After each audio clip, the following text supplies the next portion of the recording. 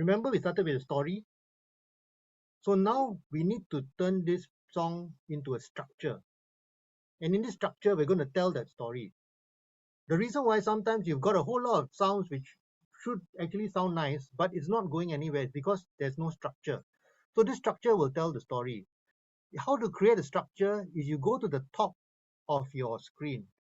Now, you don't need this browser section anymore, so I'm going to close it by clicking on this triangle here in the top left corner. Now I see purely the timeline. So at number 1, I'm going to go to the top. I'm going to add a locator, and this is going to be my intro.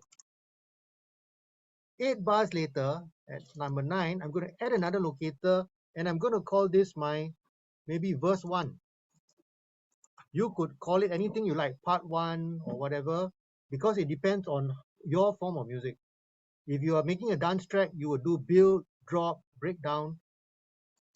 I'm telling a story, so I'm going to have verse 1, chorus 1, 8 bars later. Another 8 bars later, I have another verse 2, and then another 8 bars later, I have another chorus 2. Then 8 bars later, I have a bridge. A bridge is something which is going to be different. And I can sort this around, but this is just a basic song structure. Then I can think of what shall I do with these parts that I already have. Now, for this drum kit, for example, let's look at the drum kit. The drum clip, remember, is MIDI notes plus drum sounds. So I've got these sounds here already, these notes here already. What can I do with them? Well, I'm going to copy, duplicate them into the verse, but in the intro, I don't want so much of it. So I'm going to silence some of these things. So for example, I will silence the most heavy part of all, which is the kick. If I click on the white note next to the kick, I'm actually selecting all of the kicks. And if I tap on the 0 key, I will end up disabling all of them. What about the snare? Wow, that's pretty heavy also. So as I click on this white note, I select all the snares. I'm going to press 0 to disable them as well. Which means that at the beginning part, my intro, I only have, that means I only have now the sound of the shaker and the hi-hats without the kick and the snare. But when the verse comes in, there will be kick and snare. And I also decide that, oh, at the intro, I really want it to be very light. So I want to move the other parts, which are the bass and the pad, to only come in later on. In fact, I'll move the pad all the way to the chorus so that I have something to build up to, right? Which means that in the beginning, I only have this very light drum plus the melody. And it's beginning to sound a bit empty. That's okay. I can go into my audio effects. Let me see any audio effects. This look a bit too complicated. Let me go to my normal audio effects, and I'll bring in something like an echo, something like a vintage delay. I'll put in something called a bit tipsy onto my track number 2. Now I've got something called a bit tipsy on my track number 2. And let's hear what it sounds like in the intro.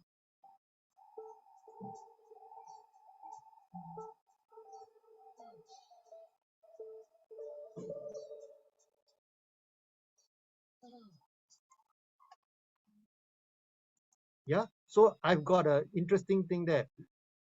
If I want to make my intro not reveal the whole song, I'll just copy the first 2 bars of it. Copy and then paste, and then space it out, right? Then when I finally get to the verse, then I play the whole thing. Now, remember this sounds a bit, what we did was we made it sound different from the normal Ableton clip by making it half the speed. So it goes.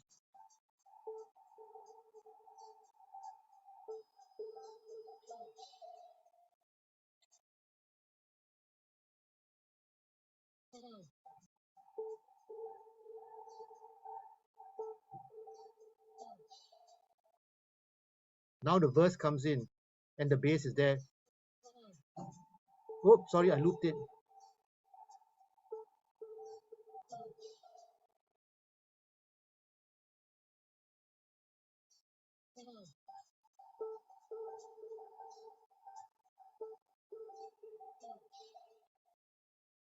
And now the verse comes in with the drums and the bass.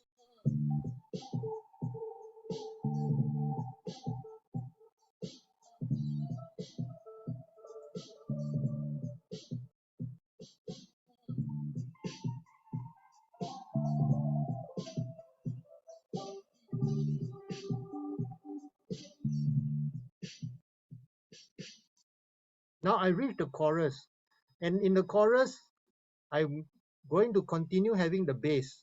So I'm going to duplicate the bass. But remember, I'm telling the story, right? So the story is in the verse. I'm really feeling that, okay, there's a bit of conflict. But in the second, during the chorus, I really want to bring in that conflict. So when I look at my bass notes, I don't have enough bass notes. I want more bass notes, man, to really give me that feeling of conflict. But how do I know I'm going to be in the right key if I just put in notes? Well, if I don't know music theory, I can always click on the scale button and make sure I'm in D minor. Remember, everything was in D minor. And I click on this scale button. Now, so long as I click within here, I will always be in key. So I can just put in more notes.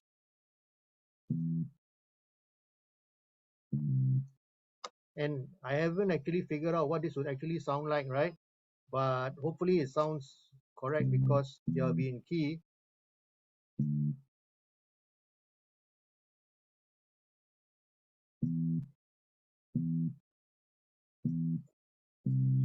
Okay, so let's hear what the bass of the chorus sounds like.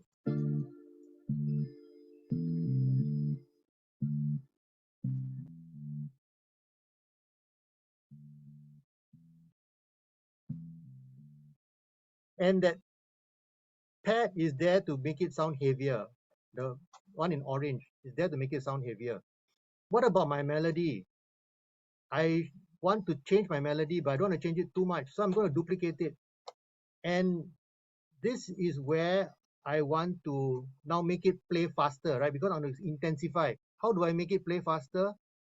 I am going to click on the divide 2, and now it's playing at double speed. But, oh, I didn't want it to sound like the Ableton clip. And if I play it this way, it will sound. So what should I do?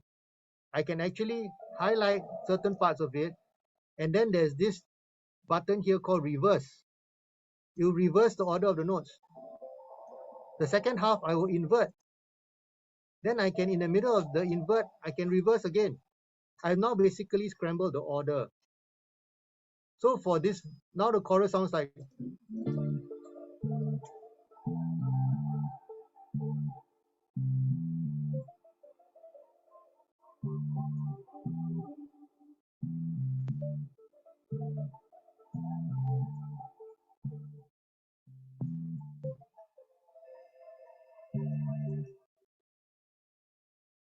And to make it even heavier, I'm going to insert one more MIDI track, an empty one. I'm going to copy this clip here and paste it to my empty MIDI track. Now I'm going to layer it with another sound. I've got no sound on this MIDI track number 3 yet.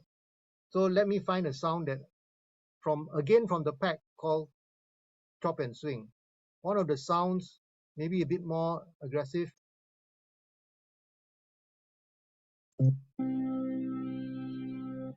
Something like that. Atomic sync. Okay.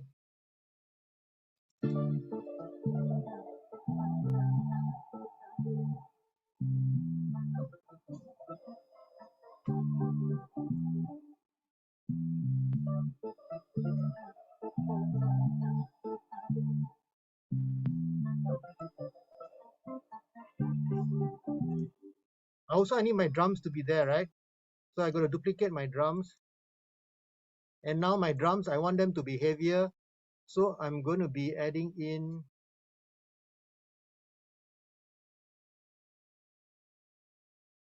I'm going to sort of like increase the number of things I have here, like maybe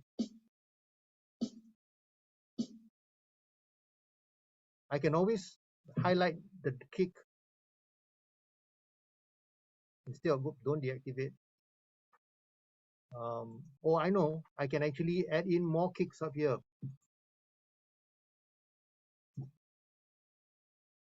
because I've got lots of kicks on this drum kit. And I can also put in a crash.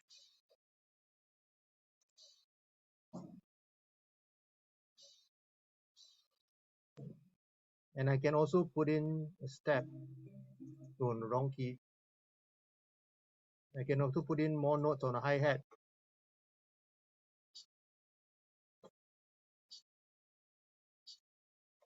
If I click on the pencil key, I can actually draw these notes in.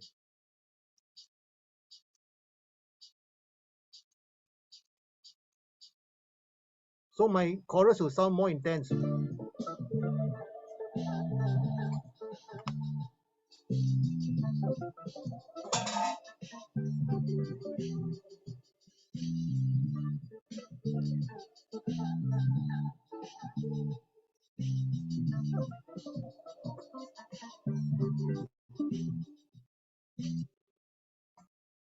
Which means that if I want to then make verse 2, what should I do?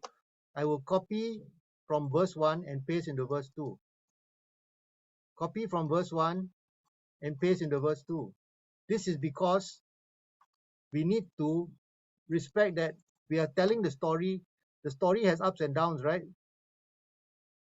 Then for the chorus 2, I copy from chorus 2 and I paste into chorus 2. Because the story has ups and downs, I now have a whole structure that repeats it. Okay, so you try that, repeating the different parts, and then you copy and paste. Then now you can vary your verse 2 and vary your chorus 2, but you already have the structure there.